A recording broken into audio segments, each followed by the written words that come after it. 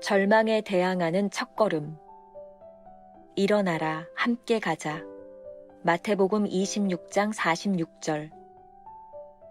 제자들은 깨어 있어야 할 때 깊은 잠이 들었고 나중에 이를 알게 되었을 때 절망에 빠지게 되었습니다. 이처럼 이미 저질러진 일로 인해 어떻게 할 수 없다는 느낌은 우리를 절망케 합니다.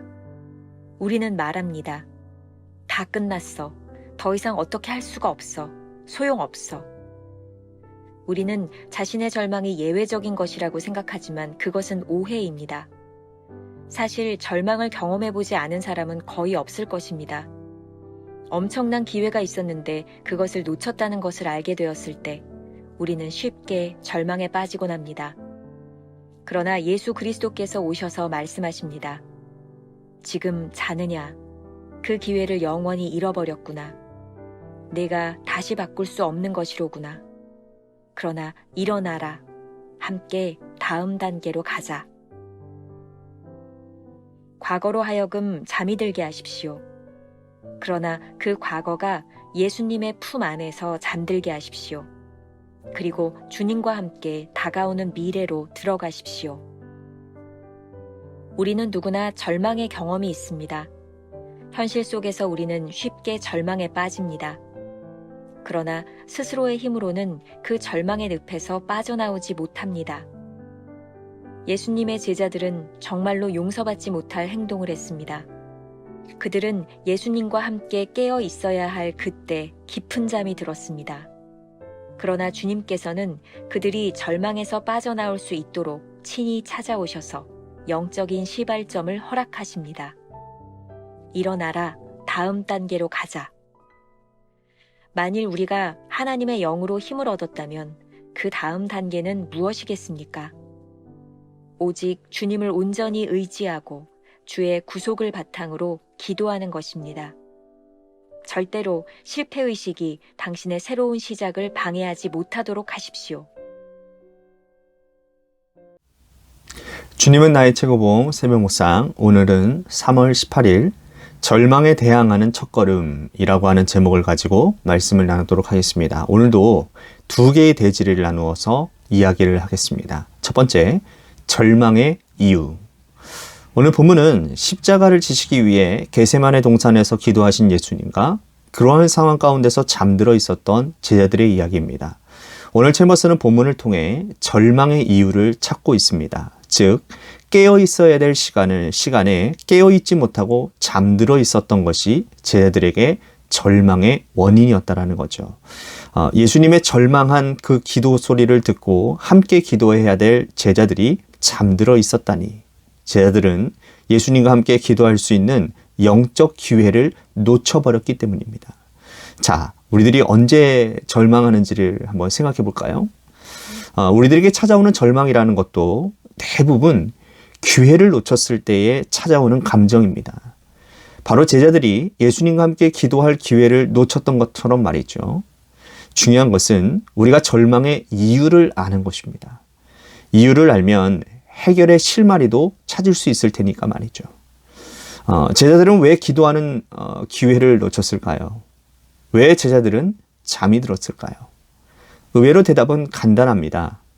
졸려서 잠들지 않았을까요? 이 졸음이라고 하는 것은 모든 인간에게 찾아오는 자연적인 현상, 자연적인 욕망인 거죠. 누구나 가지고 있는 욕망입니다.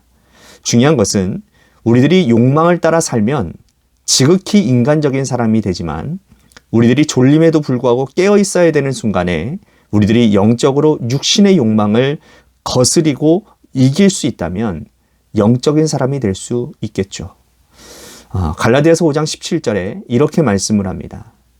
육체의 소욕은 성령을 거스르고 성령은 육체를 거스르나니 이 둘이 서로 대적하므로 너희가 원하는 것을 하지 못하게 하려 함이니라. 혹시 우리들에게 이러한 절망의 이유가 있나요? 육적인 소욕을 따라 성령을 거스르게 한 것으로 인해 심한 죄책감을 가지고 있지는 않습니까? 1월 17일 묵상에서 육적 의지로 주님을 따랐던 베드로가 절망했던 순간을 보았습니다. 그리고 그의 실패와 좌절의 순간이 성령께서 일하실 절호의 순간이었다는 것도 우리는 알았습니다. 디트리 보네포 목사님이 성도의 공동생활에서 이러한 글을 쓰고 있는데 한번 들어보십시오. 자신의 모든 불쾌하고 악한 모습에 환멸을 느낀 공동체야말로 비로소 하나님 앞에서 본연의 모습을 발견하게 되며 자신에게 주어진 약속을 믿음으로 붙들기 시작합니다. 그러므로 이러한 실망이 개인에게나 공동체에 빨리 찾아올수록 양자에게 훨씬 유익합니다. 이 글을 오늘 묵상과 좀 적용해 볼 수 있을 것 같습니다. 우리는 신앙생활하면서 자주 공동체에서 절망감을 느낍니다. 이러한 모습이 하나님 앞에선 우리의 본연의 모습, 우리들 스스로 절망하는 그 모습, 바로 이 순간이 될 때 우리는 진심으로 하나님을 바라보게 된다는 말이죠. 그러니 이러한 환멸과 절망의 순간이 빨리 찾아올수록 그것이 유익이 됨을 우리는 믿어야 합니다. 우리가 기억해야 될 한 줄 노트. 절망은 기회를 놓쳤다는 후회의 감정입니다. 그러나 그 감정에 머물러 있어서는 안 됩니다. 두 번째 주제, 일어나라. 절망 속에서 우리를 이끌어내시는 분은 우리 주님이십니다.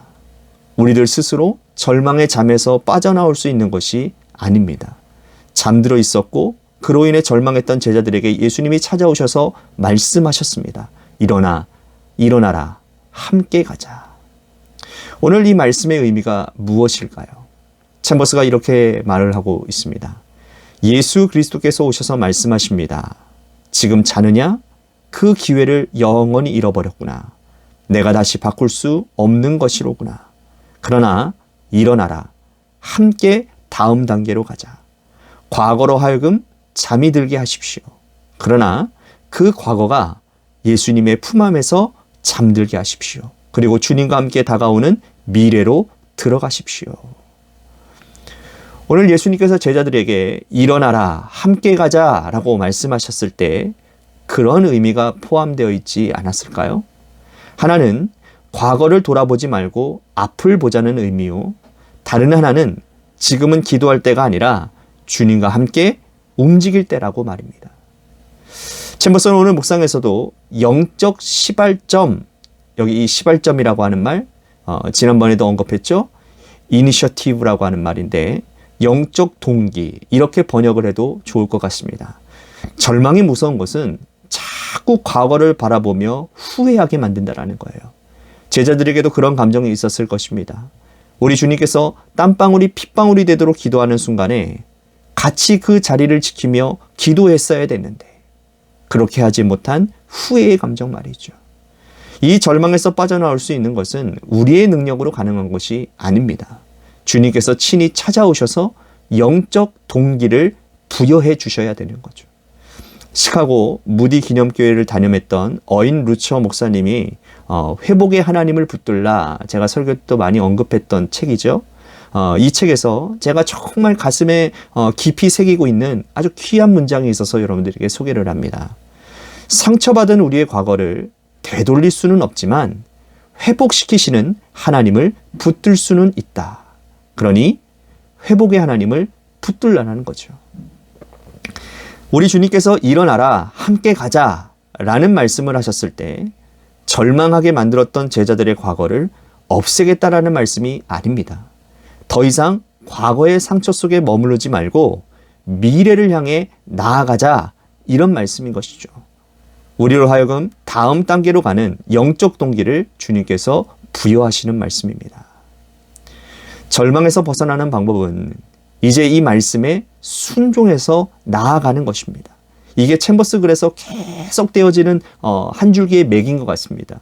결국 우리들이 순종하느냐 순종하지 않느냐. 자, 그럼 다음 단계는 무엇일까요? 챔버스의 글을 인용합니다. 일어나라, 다음 단계로 가자. 만일 우리가 하나님의 영으로 힘을 얻었다면 그 다음 단계는 무엇이겠습니까?